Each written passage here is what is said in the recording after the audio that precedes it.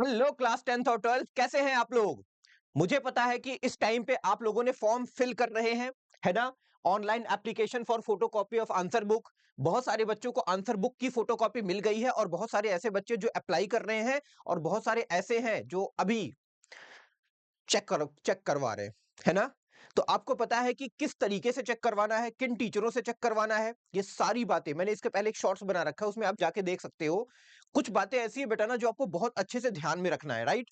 अच्छा, class 10th वाले बड़े परेशान है, सर हमारा कब आएगा। तो आपको तो पता ही है, आपका जो रिजल्ट, जो आपका एप्लीकेशन फॉर्म है फोटोकॉपी आंसर बुक को ऑब्टेन करने का, वो 27 से 2 जून के बीच आपकी विंडो ओपन होगी। अभी क्या है, अभी क्लास 12th वालों का ओपन हुआ है। तो अगर आप क्लास 10th वाले जो हैं, अगर वो अप्लाई करेंगे तो जब उस पे आप क्लिक करोगे ना, देखो आपको ओपन करने का तरीका मैं बताता हूँ क्लास 10th वालों। यहाँ पे ये जो आपको लिंक दिख रहा है cbscit.in cbsc web rchk default.aspx, ये जो आपको लिंक है ना वो डिस्क्रिप्शन में मैंने डाल के रखा है, वहां पे क्लिक करके आप सीधे इस पेज पे आ जाओगे। और उसके बाद 27 में आपका विंडो ओपन होगा, याद रखना।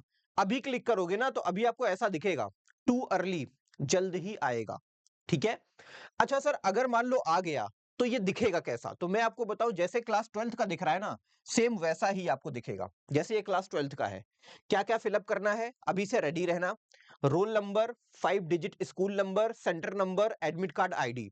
और मैं आपको बताऊं, आपको परेशान नहीं होना है, ठीक है। ये जो आपको चारों डेटा है ना, ये आपके एडमिट कार्ड के ऊपर मिल जाएगा चारों, आपको इधर उधर भटकना नहीं है कि रोल नंबर तो यहाँ होगा, स्कूल नंबर तो वहां होगा, ठीक है, सेंटर का नंबर कहीं नहीं। आपके पास एडमिट कार्ड है, उसी एडमिट कार्ड के ऊपर ये आपके जो भी 4 डेटास हैं वो मेंशन होंगे। उठा के बस क्या करना है, यहाँ पे पुट कर देना, ठीक है।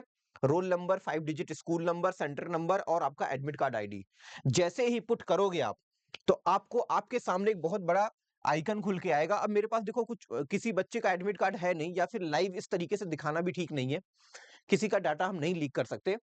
तो उसमें क्या होगा बेटा जी, आपके सब्जेक्ट्स आएंगे टिक मार्क करने के लिए, भैया कौन कौन सी कॉपी आप चाहते हो। तो आपको क्या करना है, सिंपल हर एक कॉपी पे टिक कर देना। हर एक का मतलब जो आपको चाहिए, राइट। जब आप उस पर टिक करोगे, अप्लाई करोगे, 500 रुपए लगेगा, सबको पता है।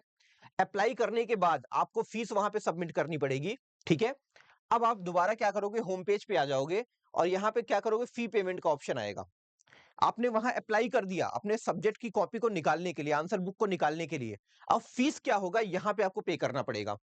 जब आप वहां पे अप्लाई कर दोगे तो आपको एक एप्लीकेशन नंबर देगा वो, अप्लाई करने के बाद। और उस एप्लीकेशन नंबर को आपको इसमें फीड करना है। देखो यहाँ पे क्या है, एंटर एप्लीकेशन नंबर, और नीचे अपना रोल नंबर फिट बैठाओगे और प्रोसीड करोगे तो जितने सब्जेक्ट्स आपने वहां पे क्लिक किए होंगे, उतने सब्जेक्ट्स, 500 पर सब्जेक्ट्स के अकॉर्डिंग यहाँ पे आपको फी पेमेंट का ऑप्शन आएगा और आपको ऑनलाइन करना पड़ेगा। और जैसे ही आप फी को पे कर दोगे, पे करने के बाद आप ये चेक करो कि क्या मेरी फीस पे हो गई। उसके लिए क्या करना होगा आपको, आप बैक में आओगे दोबारा और यहाँ पे देखो लिखा है चेक फी स्टेटस, और जैसे इस पे क्लिक करोगे, अपना एप्लीकेशन नंबर डालोगे जो कि आपको पहले मिला हुआ था, प्रोसीड करोगे तो आपको आपके फी का स्टेटस पता चल जाएगा कि वो कंप्लीटली सबमिट हो गई है या नहीं हो गई है। और जैसे ही आपकी फीस सबमिट हो जाएगी तो आप क्या करना, एप्लीकेशन स्टेटस पे क्लिक करना, ठीक है। यहाँ पे आपको enter answer book photocopy, application number डालोगे, रोल नंबर डालोगे, एडमिट कार्ड आईडी डालोगे, तो पता चलेगा कि अभी आपकी आंसर बुक का जो फोटोकॉपी का स्टेटस है वो कहाँ पे है, ठीक है। तो इस तरीके से 1 to 1 करके हर एक स्टेप को फॉलो करके आप अपनी कॉपी को फाइंड आउट कर सकते हो। उसके बाद तीन तीन और चार ऐसी बातें जो आपको ध्यान में रखिए, क्लास 10th याद रखना इस बात को, मैं आपको बता रहा हूं। पहला, सबसे पहली बात, अगर आपको लगता है कि सर इस सब्जेक्ट में मेरे 2-3 मार्क्स पक्का बढ़ेंगे, आपको सेल्फ बिलीफ है कि पक्का बढ़ेंगे।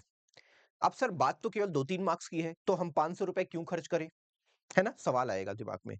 तो मैं, अगर आप मेरी एडवाइस मानो, आप क्या करते हो मुझे नहीं पता, आपका जो मन है वो करना, लेकिन अगर आप मेरी एडवाइस मानोगे तो मैं आपको बस इतना बोलूंगा कि अगर आपको लगता है कि इस सब्जेक्ट में मेरे 3 या 4 मार्क्स बढ़ सकते हैं, आपको पूरा बिलीफ है, तो आप उस आंसर बुक की फोटोकॉपी जरूर निकलवाना। चाहे वो 1 हो, चाहे 2 हो, चाहे 3 हो, चाहे 4 हो।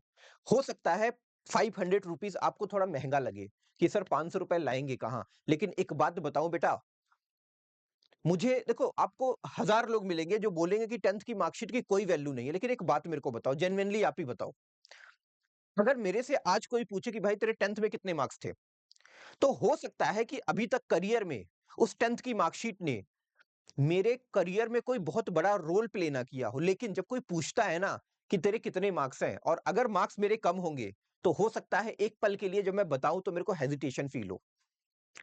दैट इज ह्यूमन मेंटेलिटी यार, होता है।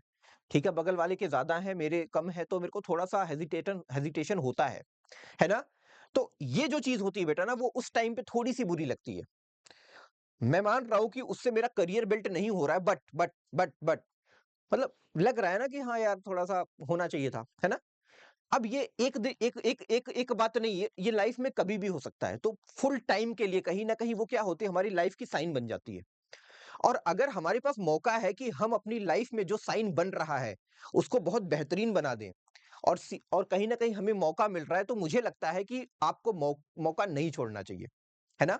नहीं छोड़ना चाहिए। ठीक है, ठीक है, ठीक है, ठीक है, ओके। अच्छा, दूसरी बात क्या है कि जब आपको कॉपी मिल जाए ना, तो पहले खुद चेक करो, ठीक है? उसके बाद किसी बढ़िया से टीचर को पकड़ो जो जिसका 10, 15, 20 साल का एक्सपीरियंस हो। फिर एक टीचर, और अगर पॉसिबिलिटी बनती है ना, तो एक टीचर और पकड़ो जिसके 10, 12, 15 साल का एक्सपीरियंस हो, राइट? तो इससे क्या होगा ना कि जब आप इतना काम करोगे ना, तो आपको एक्चुअलिटी पता चल जाएगी। क्या? कि हाँ यार, अगर मैं इसको वेरिफिकेशन या रीवैल्यूएशन के लिए आगे देता हूँ ना, तो कहीं न कहीं मेरे जो है इतने मार्क्स बढ़ सकते हैं। वहाँ पे आपको कॉन्फिडेंस आएगा। और दूसरी बात क्या है कि अभी तक आपने देखा होगा, जो सीबीएसई ने जो बहुत कम मार्क्स दिए हैं, वो भी एक प्रॉब्लम आपकी दूर हो जाएगी, है ना? जैसे आपने बोला कि मेरे एक्सपेक्टेड जो है इतने आने चाहिए थे, लेकिन बहुत कम दिया सीबीएसई ने, ठीक है? तो कहीं न कहीं ये एक ऐसा सॉल्यूशन मिल गया कि सीबीएसई ने जो गलती करी है, उसको हमने सुधार लिया। क्योंकि हमारे पास तो आंसर बुक आ गई ना, तो ये बहुत मैटर करता है बेटा, राइट? तो इस चीज़ को दिमाग में रखना, और बाकी मैं आपकी हेल्प करता रहूँगा। हर बार कुछ ना कुछ आपको नया बताता रहूँगा, अपडेट रखूँगा, आपको बिल्कुल परेशान नहीं होना है। देखो, हमने बहुत कोशिश करी कि हम अपनी बात वहाँ तक लेके जा पाएँ, मतलब लेके जाने की बहुत कोशिश करी, बट उतना हम कामयाब नहीं हो पाए। तो बेटा जी, अब जो भी मौका हमें मिला है, कम से कम इसी मौके को हम कैश करा लें, है ना? तो कहीं न कहीं सेल्फ सैटिस्फैक्शन आ जाएगा कि यार चलो ठीक है, कुछ तो मतलब हुआ। तो हमें फाइट करना नहीं छोड़ना है। हम अंत तक फाइट करेंगे, और तब तलक करेंगे जब तलक हमारा इम्प्रूवमेंट होता रहे। ठीक है? बाकी कंपार्टमेंट और इम्प्रूवमेंट एग्ज़ाम के ऊपर भी अगर आपको वीडियो चाहिए, ठीक है? तो वो मैं एक कल या परसों तक बना दूँगा, आप लोग ज़रूर देखना। कैसे फिल करना है, कब पेपर होगा, किस तरीके से होगा, सारी बातें, ठीक है? बाकी अपने स्काई भैया से जुड़े रहें, और भी इन्फॉर्मेशन कुछ भी आती है तो मैं आपको बताता रहूँगा। चैनल को लाइक और सब्सक्राइब करें, क्योंकि ये आपका चैनल है और आपकी मदद करेगा, हर बार मदद करेगा, और ऑथेंटिक और जेन्युइन नॉलेज आपको देने वाला है। कोई भी ऐसा सोर्स मैं यूज़ ही नहीं करता जो लोकल हो। मैं एक ऐसा सोर्स यूज़ करता हूँ जो एक्चुअल में ट्रू नॉलेज आपको दे। मैं वहाँ से लेता हूँ, फिर आपको फ्लो करता हूँ। तो इसीलिए आपको लाइक और सब्सक्राइब करना है, ताकि आप तक वो इन्फॉर्मेशन पहुँचे जो ऑथेंटिक हो, राइट? तो मिलते हैं अगले वीडियो में, तब तक के लिए मस्त रहो, जबरदस्त रहो, और यूनिवर्स के सबसे खुश इंसान बनो। ठीक है? ओके, बाय बेटा।